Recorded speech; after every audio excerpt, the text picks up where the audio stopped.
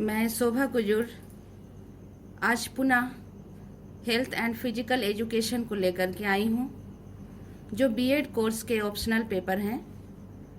आज मैं आप सभी के बीच introduction, aims and objectives of health education, factors influencing health, इन 3 बातों की चर्चा करूँगी। इंट्रोडक्शन में जैसे कि हेल्थ एंड फिजिकल एजुकेशन के नाम से ही लग रहा है कि कहीं ना कहीं हमारे शारीरिक स्वास्थ्य के विषय में कहा गया है। जैसे कि शारीरिक स्वास्थ्य संबंधी विस्तृत जानकारी प्रस्तुत करने से पहले यह जान लेना नितांत आवश्यक है कि स्वास्थ्य का अर्थ क्या है। एक चिकित्सक के लिए स्वास्थ्य का अर्थ केवल शारीरिक अंग और प्रणाली का ठीक प्रकार कार्य करना हो सकती है, लेकिन एक शिक्षक के लिए स्वास्थ्य का अर्थ है शारीरिक, मानसिक व सामाजिक रूप से पूर्ण होना। अच्छे स्वास्थ्य के कारण व्यक्ति एक कुशल, सार्थक और सुखी जीवन बिताता है। वस्तुतः स्वास्थ्य ही जीवन का आधार है। जीवन को सुखमय बनाना महत्वपूर्ण ही नहीं, आवश्यक भी है। अंग्रेजी शब्द हेल्थ का अर्थ है सुरक्षित व सुंदर, सेफ एंड साउंड रहना। शब्दकोश के अनुसार शरीर, मन और आत्मा का प्रसन्नचित्त और निरोग रहना ही स्वास्थ्य है। मैंने कुछ परिभाषाओं को लिया है। जैसे पहला है, विश्व स्वास्थ्य संगठन के अनुसार वह स्वास्थ्य को किस प्रकार डील करता है। कहता है, स्वास्थ्य केवल रोग अथवा दुर्बलता की उपस्थिति को नहीं, बल्कि संपूर्ण शरीर, मानसिक तथा सामाजिक खुशहाली की स्थिति को कहते हैं। दूसरा, जेफ विलियम के अनुसार स्वास्थ्य शरीर का वह गुण है जो व्यक्ति को अधिक सुखी ढंग से जीवित रहने के योग्य बनाता है। अब मैं दूसरे पॉइंट्स की ओर बढ़ती हूँ, जहाँ AIIMS and objectives of health education. हम इस यूनिट को पढ़ने के बाद कौन कौन से गुण मेरे अंदर आना चाहिए, हम प्रशिक्षुओं के अंदर आना चाहिए। जैसे मैंने यहाँ पे लिखा है, after completing this unit you should be able to define health and differentiate between illness, sickness and disease, explain the concept of health, define health education, describe objectives of health education, a personal value system and satisfactory relationship with peers, a positive attitude towards physical fitness and good health. Help individuals develop a sound understanding of their total development and enable them to attain positive self-images. Provide opportunities for students make personal decisions related to their intellectual, physical and emotional development. Allow students to experience social relations that will encourage desirable behavior, relationship and cooperation with others.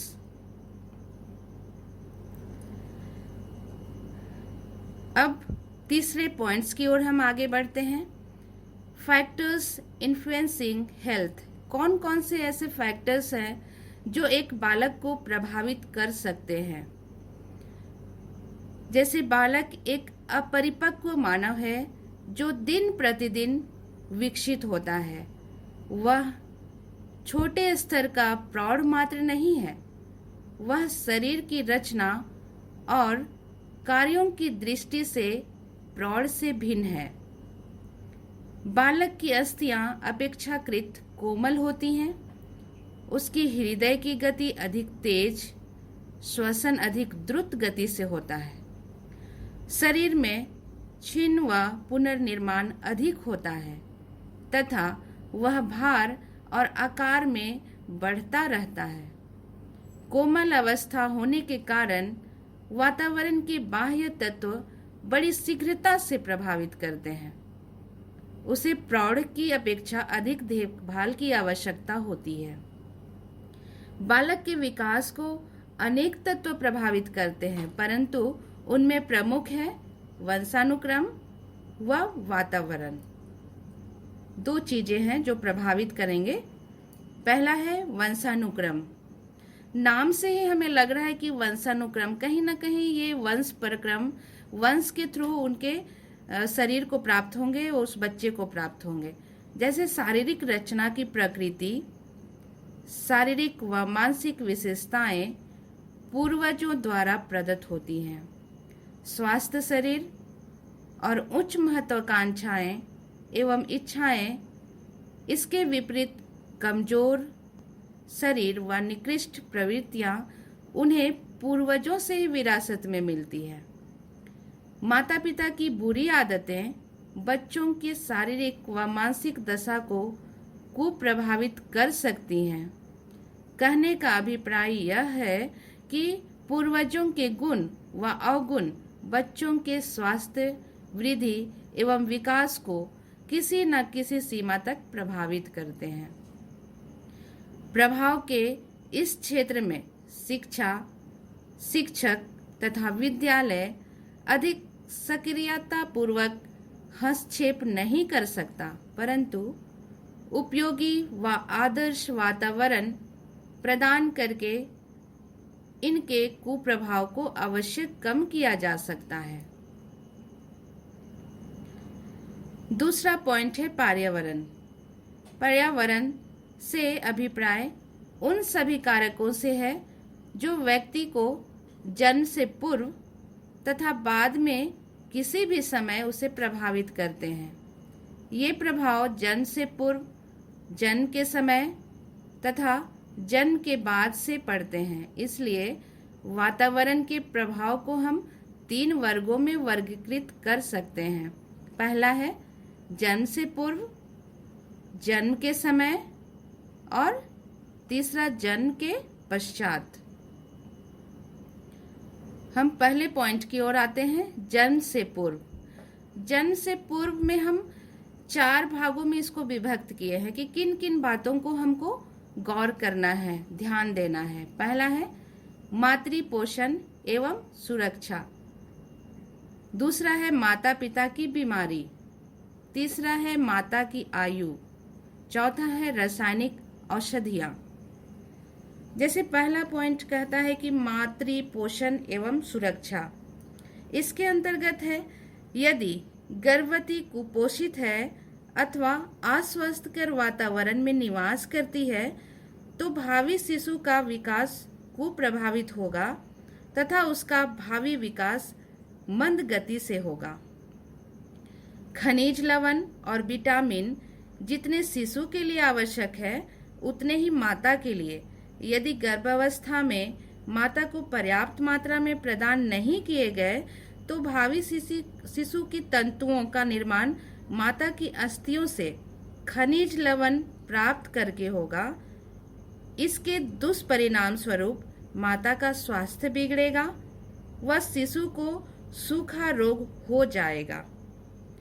गर्भावस्था में यदि गर्भवती को कोई शारीरिक चोट लगती है तो भावी शिशु का कोई शारीरिक अंग मारा जा सकता है अथवा अन्य शारीरिक विकृतियां उत्पन्न हो सकती है अथवा अपरिपक्व प्रसव हो सकते हैं, जिसके कारण शिशु निर्बल व अविकसित शरीर वाला तथा मानसिक दृष्टि से निर्बल हो सकता है। इस प्रकार गर्भावस्था में माता का स्वास्थ्य, खान पान, रहन सहन आदि शिशु के भावी स्वास्थ्य, शरीर रचना, वृद्धि व विकास के क्रम को निर्धारित करते हैं। इस अवस्था में माता की सुख सुविधाओं, पोषण का विशेष ध्यान रखना चाहिए। दूसरा पॉइंट है माता पिता की बीमारी। माता पिता को अगर किसी प्रकार का रोग है, विशेषकर सुजाग व गुर्दे की सूजन से रोगग्रस्त माता पिता की संतान निश्चित रूप से रोगों के प्रति निम्न स्तर की प्रतिरोधी क्षमता लेकर जन्म लेते हैं। तीसरा पॉइंट है माता की आयु। अगर माता की आयु अधिक हो तो ऐसे में प्रसव संबंधी जटिलताएं उत्पन्न होने की संभावनाएं होती है। माता की आयु का बालक के मानसिक विकास पर प्रतिकूल प्रभाव पड़ सकता है, इसलिए सही उम्र में माता बनना आवश्यक है। अगला पॉइंट है रासायनिक औषधियाँ। विषैली औषधियाँ गर्भावस्था में लेने पर भावी शिशु के लिए हानिकारक होती है। उदाहरण के लिए, यदि गर्भवती स्त्री सीसा, क्विनिन, आयोडीन मुंह द्वारा या अन्य किसी प्रकार से शरीर में पहुंच जाए तो भ्रूण की मृत्यु हो सकती है अथवा किसी अंग का विकास अवरुद्ध हो जाएगा। अब आगे हम लोग बढ़ते हैं अगले पॉइंट की ओर। जन्म के समय। जन्म के समय आघात तथा संक्रमण, जैसे प्रसव काल में कुछ ऐसी चोटें व संक्रमण होते हैं जिनसे नवजात शिशु प्रभावित हो जाता है और इसके दुष्परिणाम स्वरूप शारीरिक व मानसिक अपंगता उत्पन्न हो जाती है। जैसे उदाहरण के लिए मस्तिष्क की नाड़ियों में रक्तस्राव, मस्तिष्क का लकवा, मांसपेशियों में खिंचाव। जैसे कि जब बच्चा जन्म लेता है उस वक्त उसका रोना बहुत आवश्यक होता है, क्योंकि अगर वो नहीं रोएगा तो उसके शरीर में ऑक्सीजन का जो उसके ब्रेन में नहीं जा पाएगा ऑक्सीजन, तो ऐसे में हो सकता है कि ब्रेन लकवा हो सकती है। बच्चा ठीक ढंग से काम नहीं कर सकता, बोल नहीं सकता है, वो रोएगा ही नहीं तो ऑक्सीजन कैसे उसके शरीर में जाएगा। इसलिए जन्म के वक्त बच्चों का रोना बहुत आवश्यक है। या फिर हो सकता है कि जन्म के वक्त कुछ ऐसी संक्रमण हो जाए जिससे बच्चा प्रभावित हो, अथवा ऐसा भी होता है कि जन्म के समय पेट में ही बच्चा कुछ गंदे पानी को पी जाता है जिसके कारण बीमारियां हो जाती हैं। तो इस तरह से जन्म के समय भी बच्चे को केयर करने की आवश्यकता है। अगला पॉइंट है जन्म के पश्चात। जन्म के पश्चात को 3 भागों में मैंने विभक्त किया है: पोषण, सामाजिक दशा और भौतिक दशा। पोषण के अंतर्गत आएगा कि शिशु को उपयुक्त पोषण प्राप्त होना चाहिए। इसके अभाव में शारीरिक व मानसिक वृद्धि और विकास संतोषजनक ढंग से नहीं हो पाएगा। अर्थात उत्तम पोषण वह दशा है जिसमें शरीर उत्तम स्वास्थ्य को प्रदर्शित करता है। इसलिए एक बच्चे को शारीरिक, मानसिक हर तरह के विकास के लिए उसको संतुलित आहार की आवश्यकता होती है। अगला पॉइंट है सामाजिक दशा।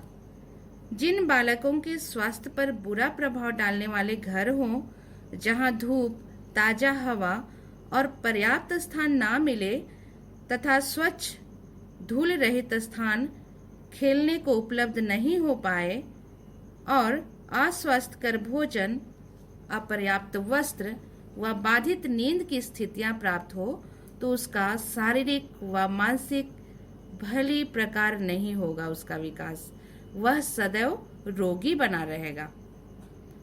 अगला पॉइंट है भौतिक दशा। जैसे भौतिक दशा के अंतर्गत है नमी वाले क्षेत्रों में निवास करने वाले बालक बहुत गठिया, गले तथा सांस के रोग से ग्रसित रहते हैं। इसी प्रकार जिन स्थानों पर मच्छर जैसे हानिकारक कीड़े मकोड़े पनपने के लिए उपयुक्त परिस्थितियां विद्यमान रहती है, वहां मलेरिया, पीत ज्वर आदि बच्चों के स्वास्थ्य तथा वृद्धि और विकास पर बुरा प्रभाव डालते हैं।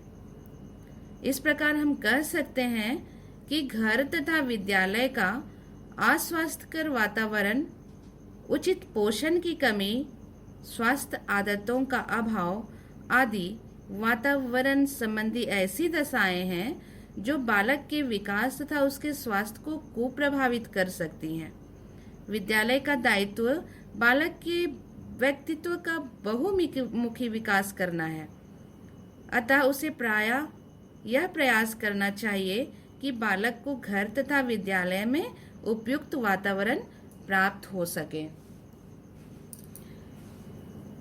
आज के लिए मैं इतना ही लेती हूँ। अगला क्लास में स्कूल हेल्थ प्रोग्राम को लेकर आऊँगी।